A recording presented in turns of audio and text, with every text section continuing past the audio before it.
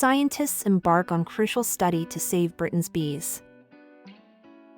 Scientists from Kew Gardens are using a new study to track which trees bees prefer to try to stem the decline in our vital pollinators. Bee populations are falling all over the world due to a mixture of habitat loss, climate change, and the use of pesticides, with a devastating impact on our biodiversity and food production.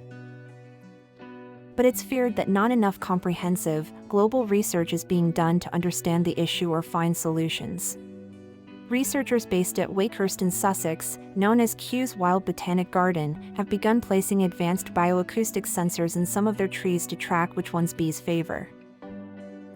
They hope it will help urban planners know which trees to plant in built-up areas, as a way of combating the worrying decline in bee numbers. Pollination research lead Dr. Griffiths-Lee said, "Nearly 90% of our flowering plants depend on the contribution of pollinators, but in the UK the population of flying insects in the last 20 years has decreased by around 60%.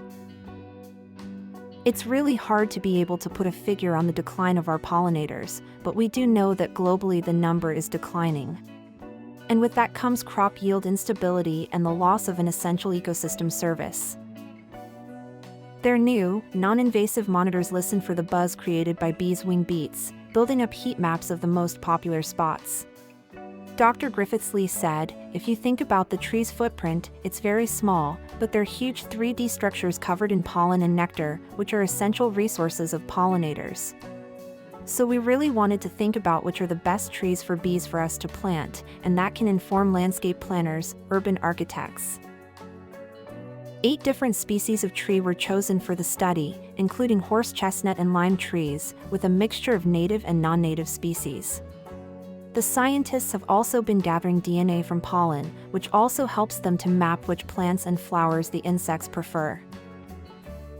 Wakehurst's director, Susan Rakes, calls the 535-acre estate a living laboratory and says the project is all about searching for nature-based solutions to the impacts of climate change.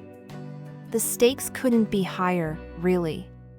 We know that we're facing these twin crises of biodiversity loss and climate change," she added. "We need to be able to understand, as the climate changes, which plants from warmer climes will be good here in the UK for pollinators in the future.